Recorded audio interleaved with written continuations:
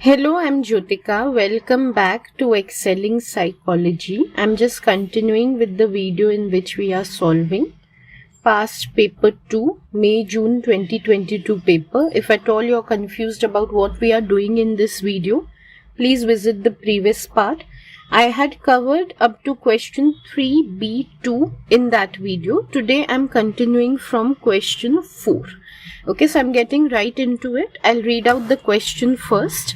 In the study by 𝗣𝗦𝗬𝗖𝗛𝗍 et al., 𝗖𝗔𝗟𝗟𝗍 test, 8 problems of validity were identified with the original version of the 𝗖𝗔𝗟 test.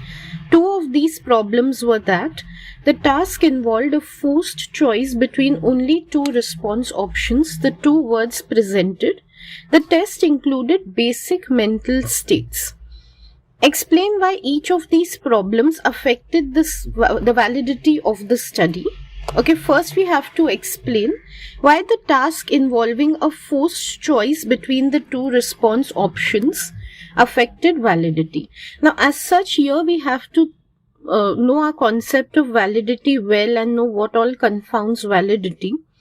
Nevertheless, this question can also be taken as a direct descriptive question. Why is that? Because when we study the 𝗣𝗦𝗬𝗖𝗛𝗍 test, at that time, all these 8 problems have been clearly discussed with reasons for why they were problems. So irrespective of we have studied from some course companion or from the original study itself, we have had a discussion of the 8 problems and how they were rectified in the revised version of the 𝗖𝗔𝗟 test. Okay, but here I'll take up this question as if it has to do with our understanding of validity.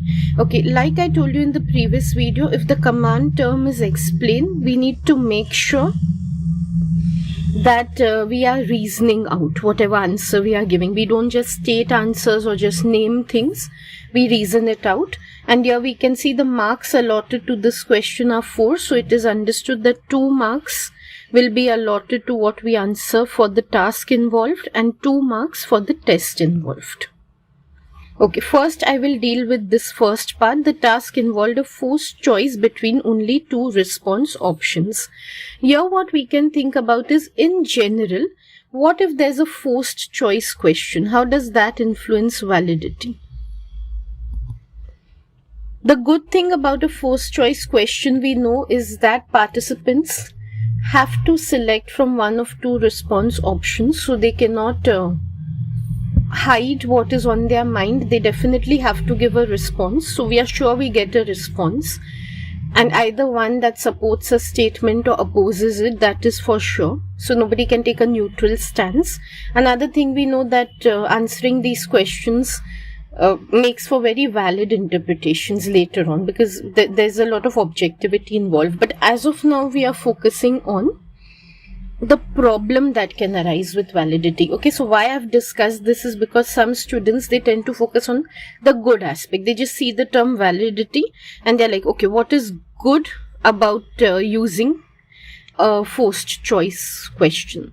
So don't focus on the good side. Read the question carefully, and what they have asked is, explain why this is a problem. Problem with validity means what makes this type of a task invalid or have reduced validity. That is what they're asking.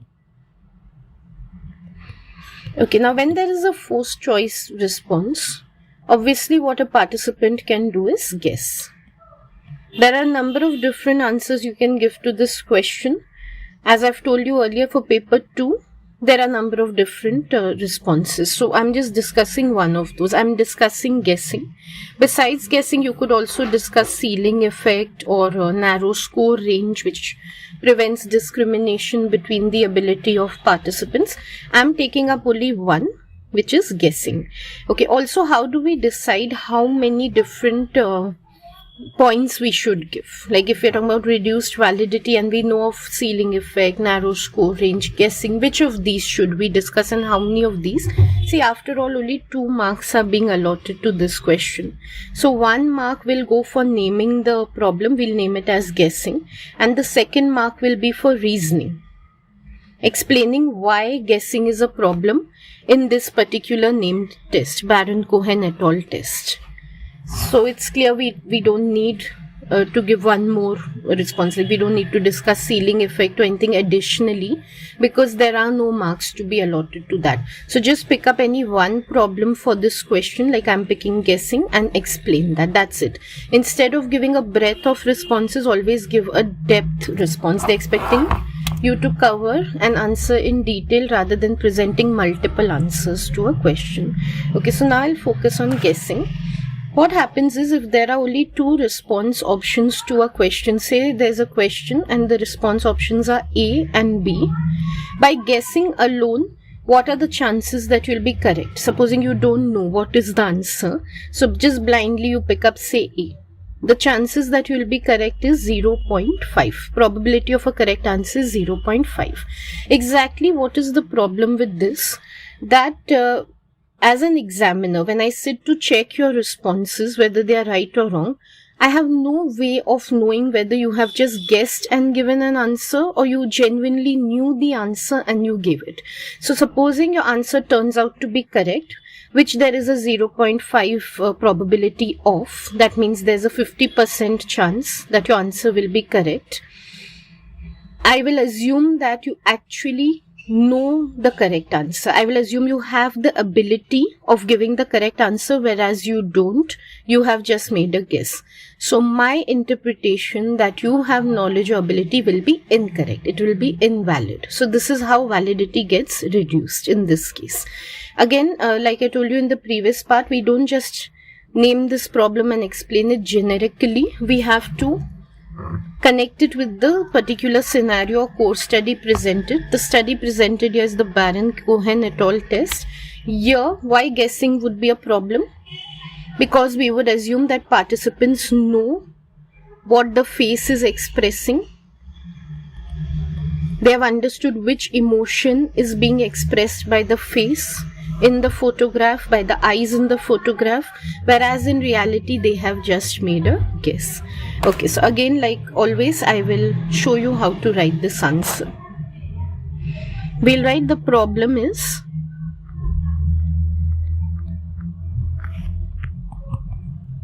that participants could simply guess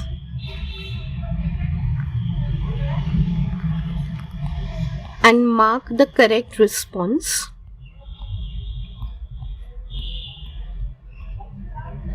with a probability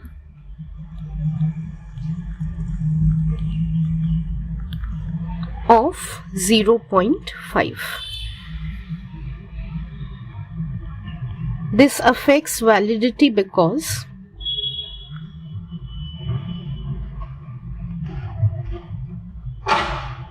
it would appear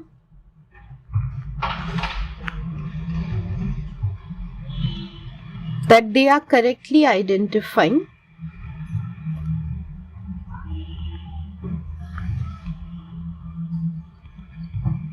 the emotion expressed by the eyes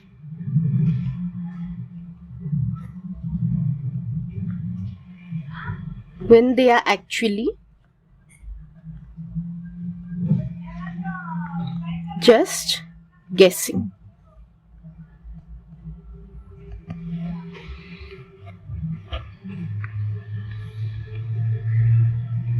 Okay, again, how do we get marked on this answer? Like I always show you, this part, this first sentence in which you have identified what could reduce validity, you will get 1 mark for that. And for the second part where you have linked it with the study, you will get a 2nd mark.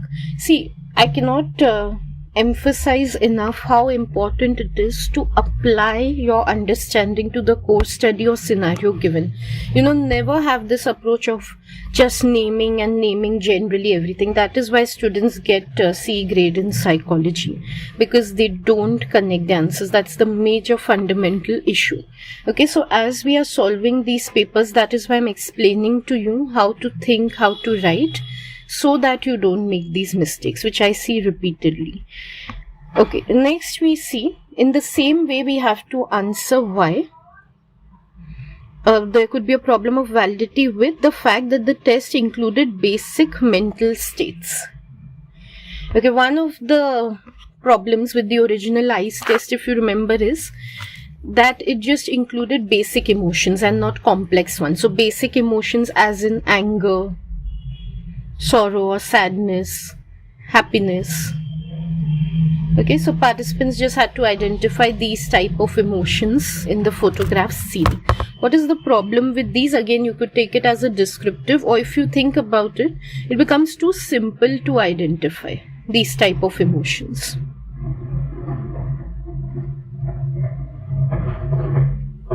Okay, anger, sadness and all are emotions which are basic. Why do we say they are basic? Because firstly, they are universal, they are found in every culture, and their expressions are very prominent. So if I'm angry, or I'm sad, or I'm happy, the emotions, the facial expressions that come to me, or the body language that comes, is very visible to another person.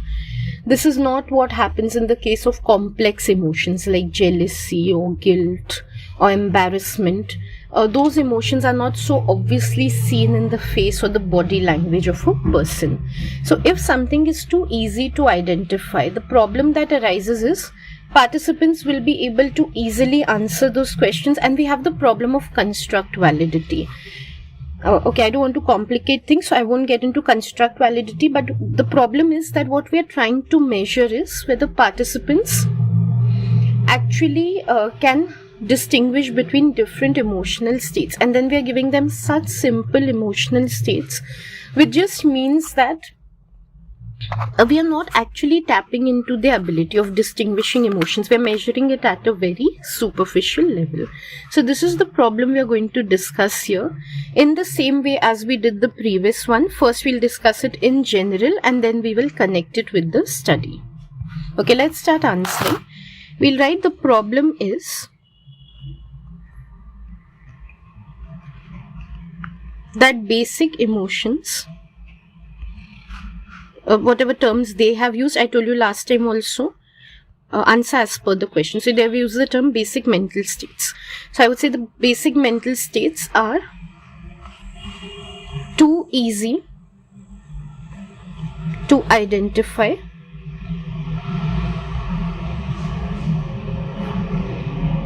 by looking at someone's eyes.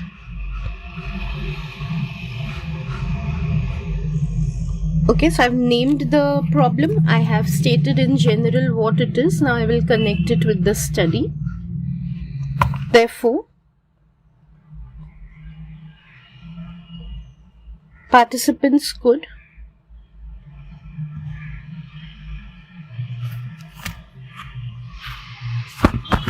state the correct answer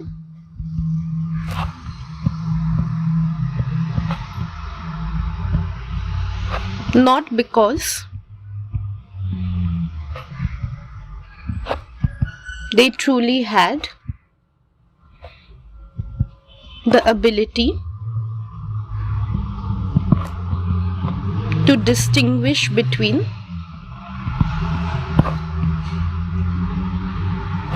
emotions, but because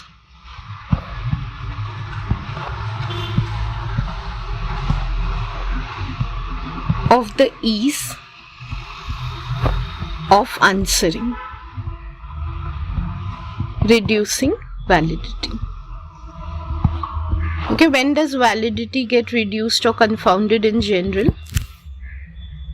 When something interferes with the results, right, which should not. Here we want participants' ability of understanding and differentiating between emotions to determine how they answer on the test, but it's something else, either the ease of the items or guessing, which is causing them to answer better.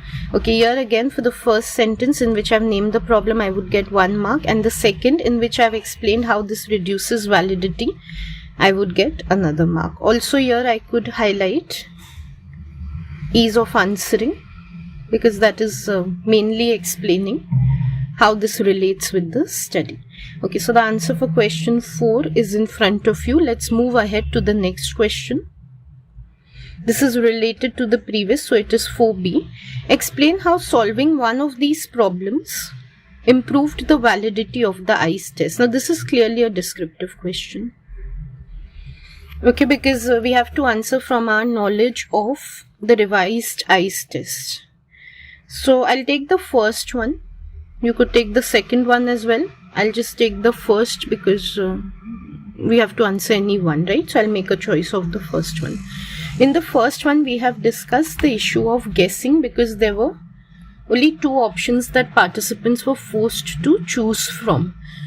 Okay, and what did they do in the revised test? Do you remember? They included 4 alternatives instead of 2. So in the original test, if the choices were between happy and unhappy, angry and calm, sad and excited, or happy, whatever, they were antonyms firstly, and they were just 2 options. So we saw possibility of guessing was 0.5. That was the probability. They included 4 alternatives in the revised version. Not only did they include 4 alternatives to choose from, they also made these alternatives real distractors. That is, actually they included such terms which were difficult to differentiate between. So for example, on one item the alternatives could be anguished, amused, hesitant, and so forth. So all the adjectives were different from each other. They were not just antonyms. So it was possible to see whether participants were actually identifying the emotions or not. Okay, as of now, we just have 2 marks allotted to this answer. So we can just discuss one part of it, which is how including 4 alternatives reduced the problem of guessing. See, when we have 2 alternatives, the probability of getting an answer correct by guessing alone is 50% or 0.5. Now, of course, if we have 4 alternatives, the probability becomes 0.25 or 25%. So that remarkably reduces the chances of a person getting a correct answer just by guessing. Of course, we could add to this that not only the guessing probability was reduced, but also such alternatives were included which were confusing, and so further the chances of guessing went down because participants would not be able to just look at extremes of emotional states and decide which of the 2 is more applicable. But right now I'm just writing a simple answer because it's for 2 marks. Okay, so what we'll write here is the guessing problem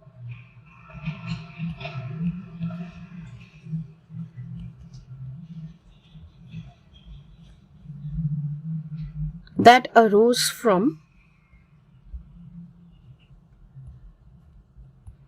the 2 forced choices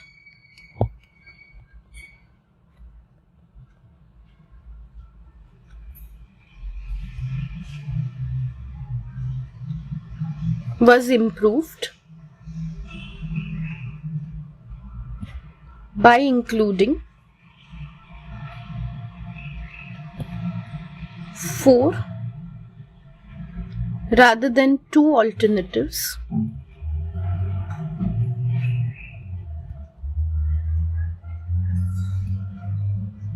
to choose from in each item. This reduced the probability of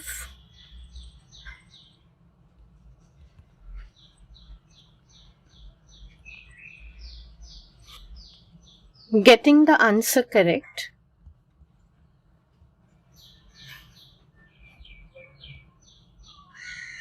just by guessing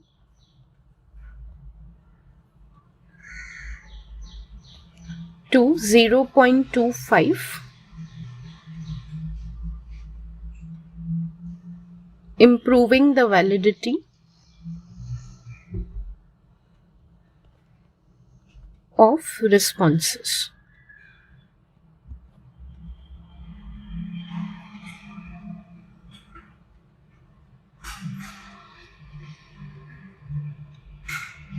Okay, again I'll show you how this will be marked. In the first sentence we have identified, we have named which problem was worked upon, so we've just named it. It was the 2 forced choices problem that was worked upon, so we get 1 mark for this. In the second, we have linked it by to the study by stating exactly how it was done. It was done by including 4 alternatives rather than 2, so we get 1 more mark for that. Okay, with that I complete answer 4B. So this sheet is also completed. Let's move to the next one. Okay, this is a completely descriptive answer. There's nothing much to think about. This is more like a typical paper 1 question. In the study by Milgram, the sample included a range of occupations. The only thing I have to discuss about this question is, many times students feel, because in their, this is a repeated experience of mine, so I'm sharing it. In their classes, school, the teacher does not bother to go into the original paper, and she includes nothing from it while making a presentation in the class, and then students feel, what is the need to go through so much details of a study? I hope you can see here, because your marks are depending on it. You're getting 1 mark, which can take your grade from one level to the next, for knowing which occupations of participants were included in the study. That's why I also insist that you should be integrating past paper answers into your practice right from the beginning, if you see my other videos, because not only that is useful for the exam, it will also increase your awareness. It will open your eyes to actually which type of questions are asked, regardless of what advice your teacher gives you in the classroom. Okay, now in the Milgram study, if we look at the original paper, a number of occupations have been named, which participants pursued, and it was definitely a mixed sample. So they were coming from a wide range of different occupations. So there were students, there were salesmen, there were teachers, and so forth. I won't name all of them here. They've asked us for 2. What we need to do here is we need to specify exactly 2. Okay, don't exceed that. Just sometimes students get excited if they know of more. They just want to show off there that they know more. Don't do that. Just stick to 2. Okay, so 2 occupations, which one I would name as students. So I just call it students directly. And the second one I would name is teachers, and I think they were very specific. They were high school teachers. So make sure you write it specifically. If you're not sure, like you remember teachers but you can't recall which teachers, you could include another occupation. Okay, coming to the next question. Now these questions have to be answered very carefully. The major mistake students make in these type of questions is they just answer the describe part, and what they ignore is that examples have also been asked for. Okay, firstly, in these type of questions, read carefully. Sometimes they could ask you to distinguish rather than describe. So they might ask you to present the contrast between open and closed questions. As of now, they haven't done that. As of now, they've asked us to describe. So when they've just asked us to describe and not distinguish, we can take a very simple approach. What we can do is serially answer the question. So we'll pick up open question first. Our format will be open question. We'll give its definition. Okay, and we'll give an example. Okay, and because they have allotted 6 marks for this answer, what I'll suggest is that we can present some feature of an open question. Okay, so then how the marking in our minds becomes easy, and also for the examiner, they just allot 1 mark. So we get 3 marks for the open question part. Next, we'll discuss closed question. And we'll follow the same format. We'll give a definition, we'll give an example, and we'll give one feature. So we don't have to directly contrast them. This is not a distinguish or differentiate question. So we just simply follow this format and answer. Okay, coming to which type of examples we need to give. Do the examples have to be from the course studies? Not necessary. They could be your own examples or they could be from course studies. There's no compulsion as such. And even the points, what feature you have to include and all is your choice, whatever you know well. Okay, let's see this pretty straightforward answer. Like I told you, the only thing is not to overlook examples, not to present only definitions or a very again a very generic answer. Make it specific by giving examples.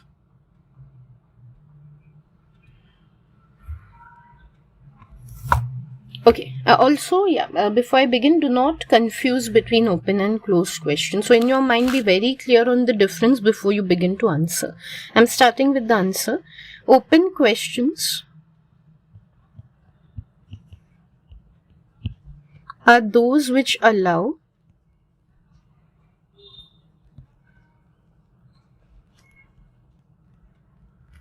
respondents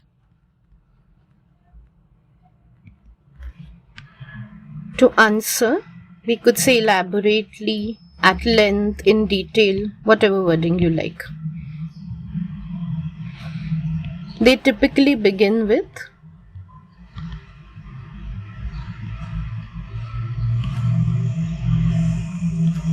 how, why, what, etc. Okay, example, we'll take for example,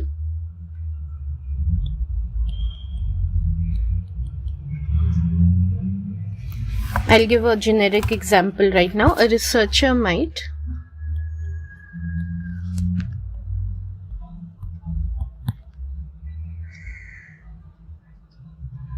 ask respondents on an interview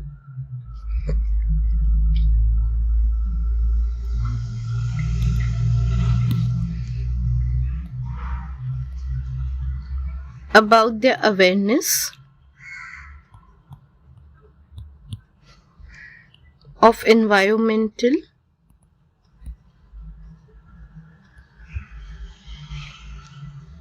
safety. Why do you think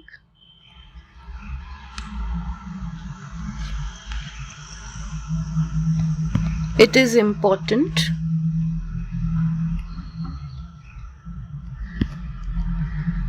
to maintain a clean environment?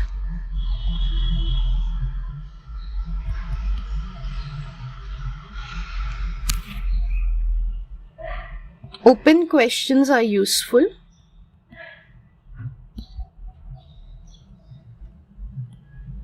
when a researcher is exploring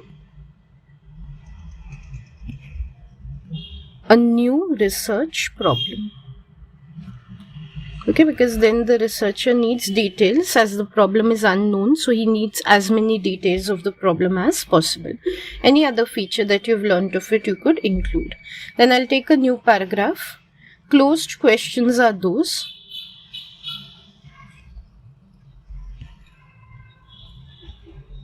which allow participants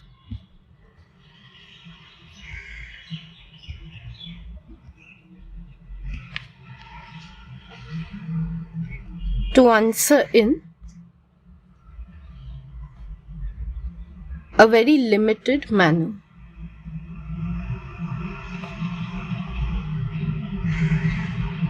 They typically begin with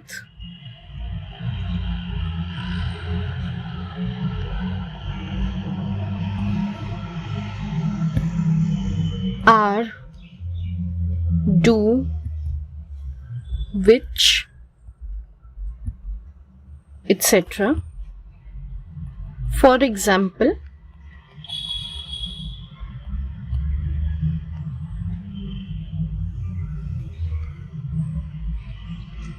a researcher might ask respondents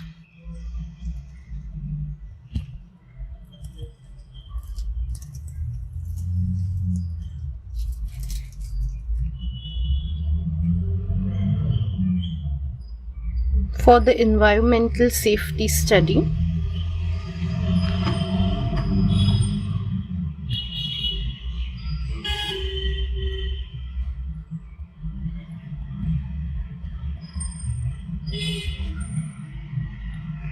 are you aware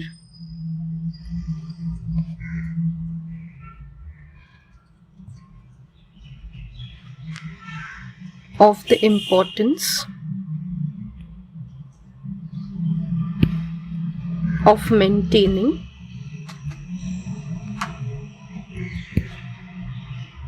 a clean environment?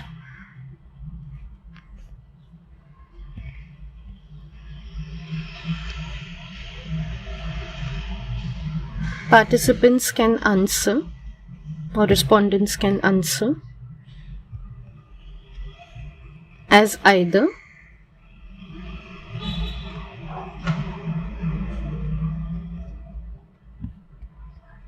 yes or no. Closed questions are useful.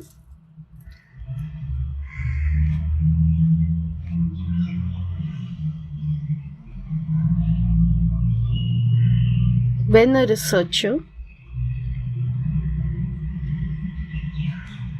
wants to quickly collect answers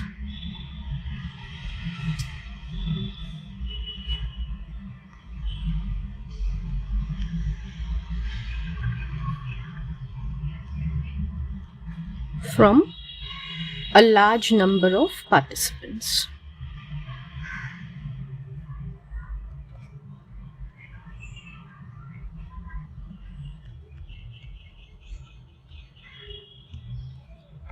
Okay, so that is for this answer. Again, it is very simple. We just have to make sure we cover everything. We should not miss out on anything. I'll stop this part of the video here. Next part, we will continue with the next question, which is question 7, and it has to do with data analysis. See you then. Thank you for watching.